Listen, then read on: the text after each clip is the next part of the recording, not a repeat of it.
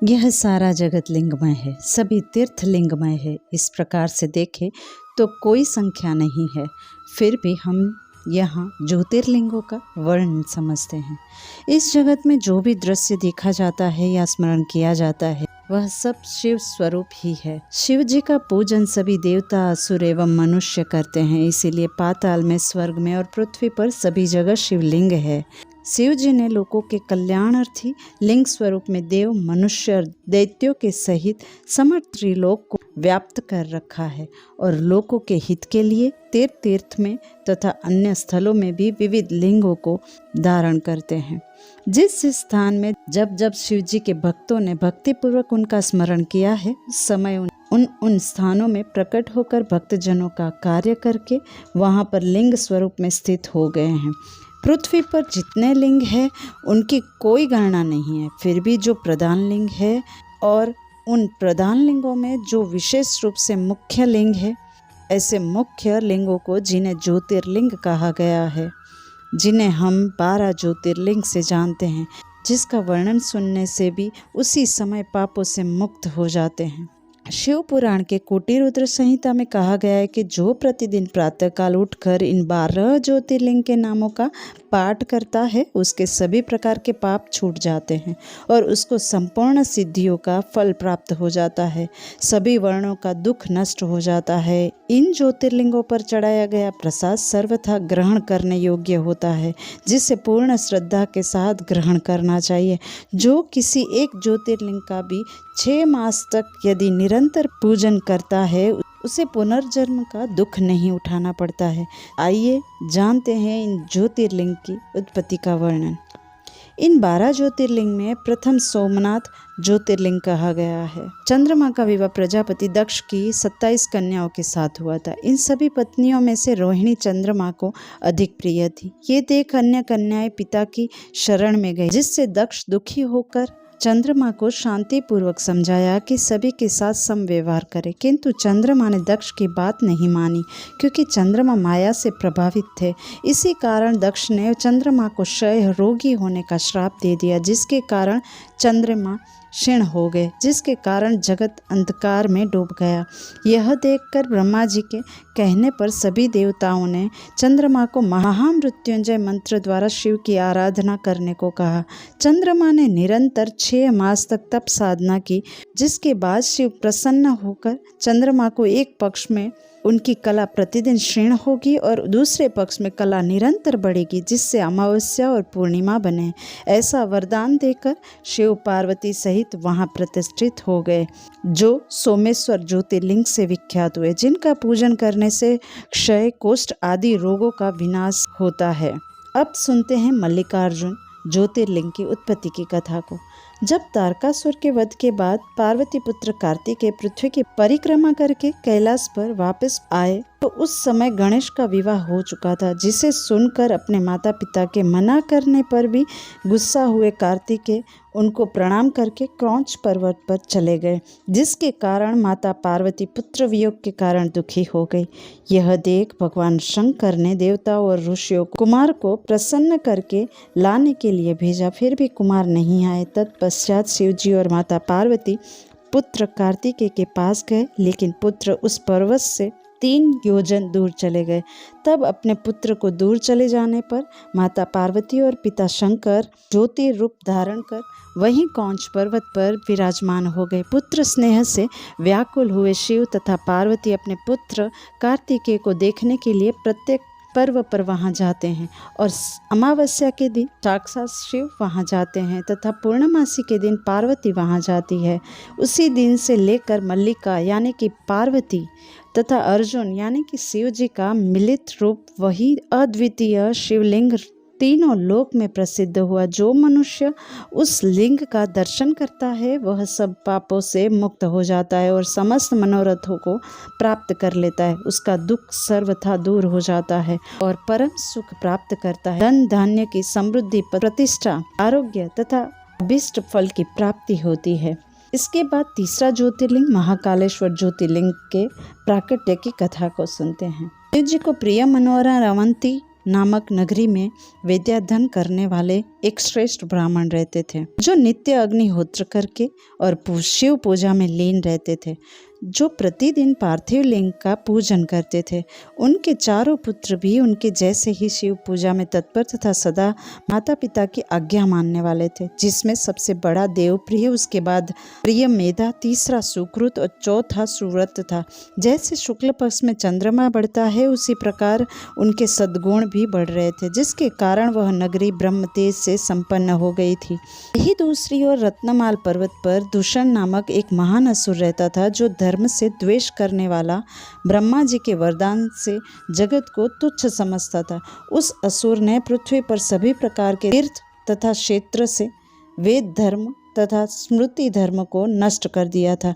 बस एकमात्र अवंती नगरी ही थी जहाँ वैदिक धर्म अभी भी प्रतिष्ठित था। यह देख दैत्य असुर ने सेना के साथ अवंती नगरी में लोगों को कष्ट पहुंचाना शुरू कर दिया। इसके कारण ब्राह्मण शिव धर्म तथा वेदों के परम धर्म का त्याग कर दे, किंतु ब्राह्मणों ने शिव धर्म को नहीं छोड़ा। उसके बाद जैसे ही दैत्य असुर ने उन ब्राह्मणों को मारना चाहा, वहाँ एक गड्ढा हो गया, जिसमें से विकट रूपधारी महाकाल नाम से विख्यात दुष्टों का नाश करने वाले एवं सज्जनों को गति देने वाले शिव जी प्रकट हो गए। महाकाल रूप में सैन्य सहित दूषण दैत्य को भस्म कर दिया। जिस प्रकार सूर्य को देखकर अंधकार अपने आप नष्ट हो जाता है, उसी प्रकार शिव को देखकर उस दैत्य और उसकी सेना नष्ट हो गई। ब्राह्मणों ने संसार की रक्षा के लिए वहीं पर निवास करने का वरदान मांगा, जिससे दर्शन करने वाले मनुष्य का सदा उद्धार हो। तभी से महाकालेश्वर नामक ज्योतिर्लिंग स्वरूप शिव पृथ्वी पर प्रसिद्ध हुए, जिनके दर्शन करने से स्वप्न में भी कोई दुख नहीं होता है, मनुष्य की सभी कामनाओं पूर्ति होती है। अब जानते हैं चतुर्थ ज्योतिर्लिंग ओमकारेश्वर ज्योतिर्लिंग के प्रादुर्भाव की कथा को। एक समय विद्या पर्वत को अपनी पूर्णता का अभिमान हो गया, जिसे दूर करने के लिए नारद मुनि ने विद्या पर्वत को सुमेरु पर्वत का बखान किया और कहा, सुमेरु पर्वत तुमसे भी ऊंचा है और वहाँ देवगणों का निवास है। यह सुनकर विद्याचल दुखी हो गया और शिव जी की शरण में गया, जहाँ ओमकारेश्वर शिव स्थित थे। वहाँ जाकर शिव की मूर्ति बनाकर 6 महीने तक लगातार शिवाराधना और तप किया, जिससे प्रसन्न होकर शिव जी ने विद्या को वर मांगने को कहा। अहंकारवश विद्या ने स्वयं की बुद्धि का वर मांगा, किंतु शिव तो सब जानते हैं। उन्हें मालूम था कि विद्या दूसरों को दुख देने वाला वर चाहता है, फिर भी शिव ने उसे वरदान दिया। उसी समय सभी देवता और ऋषियों ने शिव जी को वहाँ स्थित रहने की प्रार्थना की। शिव जी ने ऐसा ही किया।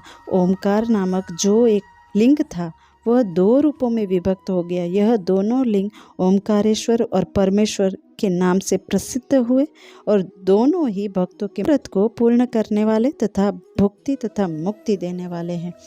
अब सुनते हैं पंचम ज्योतिर्लिंग केदारेश्वर ज्योतिर्लिंग के प्राकट्य की कथा को। बद्रिकाश्रम में विष्णु के नर नारायण के 2 अवतार ने तप किया था, जिनके प्रार्थना किए जाने पर शिव जी केदार क्षेत्र में स्वयं महेश्वर सदाशिव ज्योतिर रूप में विराजमान हो गए। इस प्रकार संकट तथा भय को दूर करने वाले शिव जी लोगों का कल्याण करने के लिए एवं भक्तों को दर्शन देने के लिए केदारेश्वर नाम से स्वयं स्थित हो गए, जिनके दर्शन तथा पूजन करने से भक्तों के मनोरथ पूर्ण होते हैं। जब पांडवों ने महिष रूपधारी उन शिव को तथा उनकी पूंछ पकड़ ली, तब वे पांडवों की प्रार्थना करने पर नीचे की ओर मुख कर वहां स्थित हो गए। उस रूप का शिरोभाग नेपाल में प्रकट हुआ। उसके बाद शिव जी ने पांडवों को पूजन करने की आज्ञा प्रदान की। तब पांडवों ने भी उनकी पूजा कर प्रसन्न होकर सभी मनोवांछित फल को प्राप्त करके समस्त दुखों से मुक्त होकर वहां से चले गए। चलिए अब सुनते हैं छठे भीम शंकर ज्योतिर्लिंग की कथा को।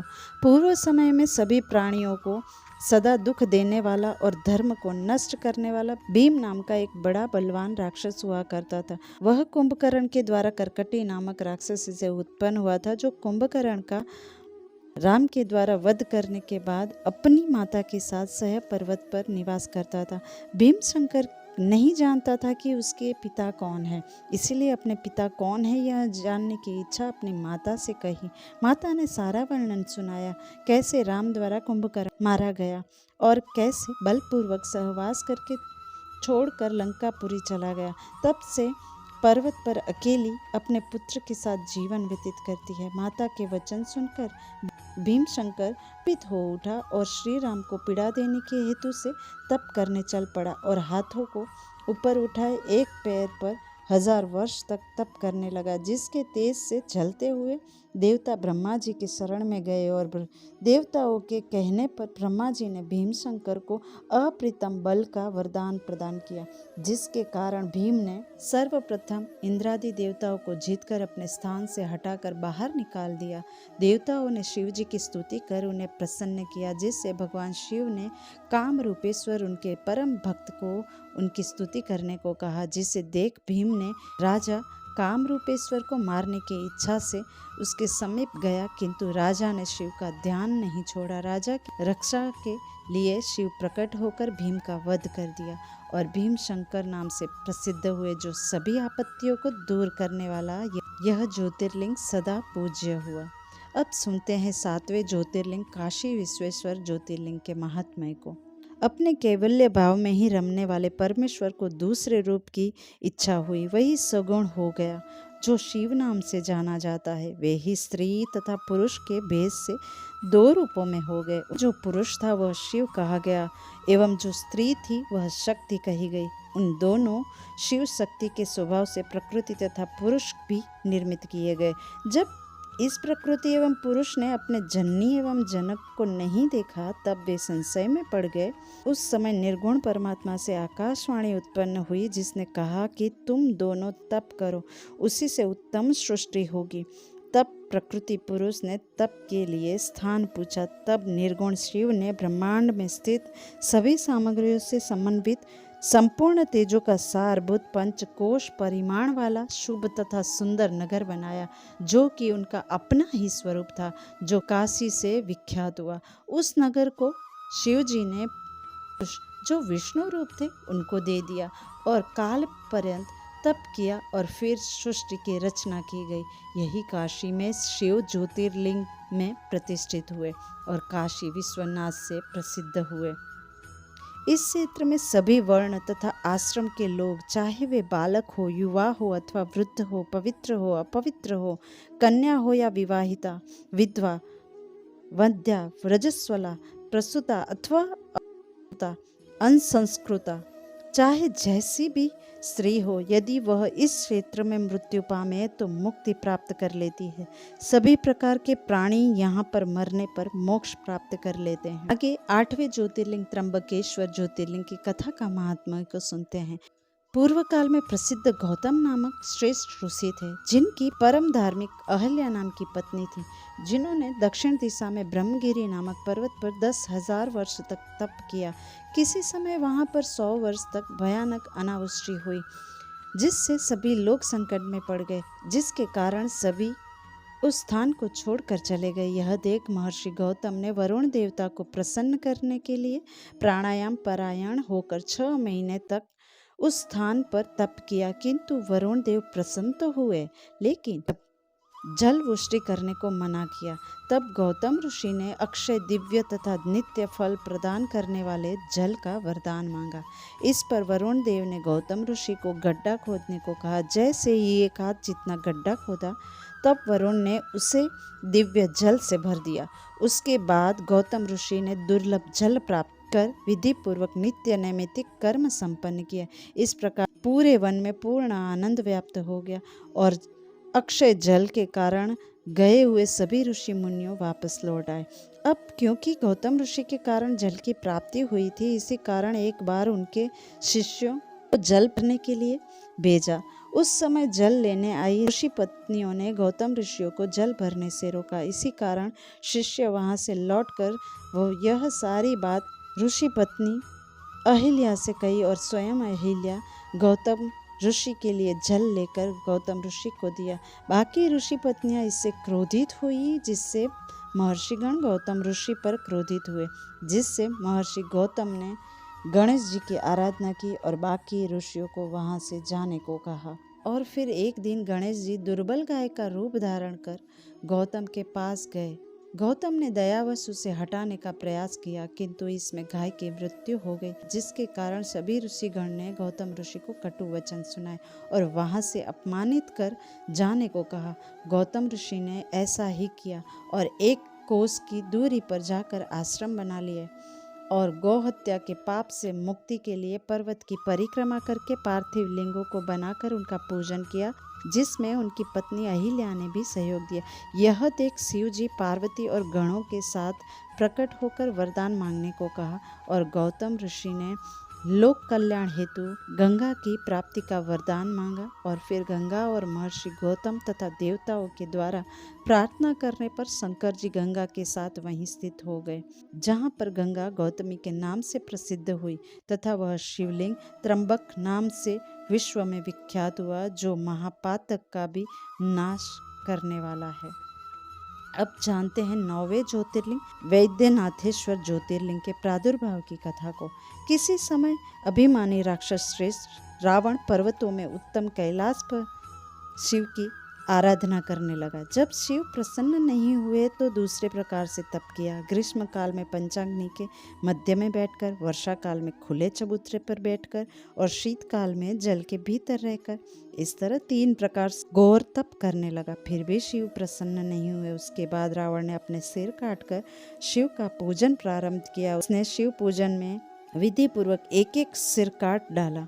इस प्रकार 9 सिर काट डाले। 1 सिर के शेष रहने पर शंकर जी प्रसन्न हो गए। शिव जी ने सभी सिरों को पूर्ववत प्रदान किया।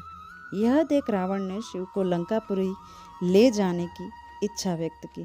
शिव जी संकट में पड़ गए और कहा कि शिवलिंग को अपने गर्भ ले जाओ, किंतु तुम इस लिंग को भूमि में जहाँ भी रख दोगे वहीं पर यह स्थित हो जाएगा। रावण मान गया और शिवलिंग को लेकर अपने घर चला। इसके बाद शिव की माया मार्ग में ही उसे लघु शंका की इच्छा हुई। जब रावण मूत्र के वेग को रोकने में समर्थ नहीं हुआ, तब उसने एक गोप को देखकर प्रार्थना कर उस शिवलिंग को उसी को दे दिया। एक मुहूर्त बीतने पर वह गोप शिवलिंग के भार से पीड़ित हो व्याकुल हो उठा और उसे पृथ्वी पर रख दिया।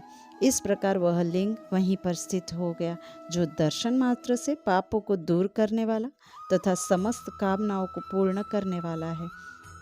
वह ज्योतिर्लिंग तीनों लोकों में वैद्यनाथेश्वर नाम से प्रसिद्ध हुआ। अब सुनते हैं 10वें लिंग नागेश्वर ज्योतिर्लिंग की उत्पत्ति की कथा को। एक समय राक्षस दारुक के एक सेवक ने वैश्य के समक्ष स्थित हुए शिव जी का सुंदर रूप देखा। दारुक ने उस वैश्य को शिव के विषय में पूछा। वैश्य ने कहा कि मैं कुछ नहीं जानता। यह सुनकर दारुक ने वैश्य को मारने के लिए शस्त्र उठाए। यह देख वैश्य भय से अत्यंत प्रेम पूर्वक शिव का स्मरण करने लगा, जिससे शिव जी प्रकट हुए और दारुक का वध करके अपने भक्त की रक्षा की और वहीं वन में नागेश्वर देव से स्थित हो गए, जो तीनों लोगों की संपूर्ण कामनाओं को पूर्ण करने वाले हैं। आगे सुनते हैं 11वें ज्योतिर्लिंग रामेश्वर नामक ज्योतिर्लिंग के महात्म्य की कथा को। द्वापर युग में सज्जनों के प्रिय भगवान विष्णु के अवतार राम के रूप में अवतरित हुए। उस समय रावण ने उनकी पत्नी सीता का हरण करके लंकापुरी में रख दिया था। सीता की खोज करते किष्किंधा नामक नगरी में गए और सुग्रीव से मित्रता कर बाली का वध किया। कुछ समय वहां रहकर उसके बाद हनुमान जी के द्वारा सीता की खोज प्राप्त हुई और समुद्र तट पर गए। राम को जल की प्यास लगी और उन्होंने भाई लक्ष्मण से जल मांगने को कहा। सभी वानरगण जल लेकर राम के पास आए। जो ही जल लेकर पीना प्रारंभ किया, उसी समय शिव की इच्छा से उन्हें स्मरण हुआ कि परमेश्वर सदाशिव का दर्शन नहीं किया है, तो फिर इस जल को किस प्रकार ग्रहण करूं? ऐसा कहकर रामचंद्र ने पार्थिव पूजा संपन्न कर तदुपरांत जल का पान किया और शिव की आराधना करके सहायता मांगी। श्री राम ने शिव जी की स्तुति की और रावण के साथ युद्ध में अपनी विजय के लिए प्रार्थना की, जिससे शिव जी प्रसन्न होकर विजय का वरदान दिया। तब श्री राम ने शिव जी से प्रार्थना की और दूसरों का उपकार करने के लिए यहीं पर स्थित रहने को कहा। तब से रामेश्वर नाम से प्रसिद्ध हुए। जो दिव्य गंगा जल के द्वारा उत्तम भक्ति भाव से श्री रामेश्वर नामक ज्योतिर्लिंग को स्नान कराएगा, वह जीवन मुक्त हो जाएगा और केवल्य यानी कि मोक्ष को प्राप्त कर लेगा। अब सुनते हैं 12वें ज्योतिर्लिंग घुश्मेश्वर ज्योतिर्लिंग के महात्म्य को। दक्षिण दिशा में देवगिरी नामक पर्वत विराजमान है, जो देखने में विचित्र मालूम पड़ता है। उसी के समीप भारद्वाज के कुल में सुधर्मा नामक ब्राह्मण रहता था, जो शिव धर्म परायण था, जिसकी सुदेहा नाम पत्नी थी।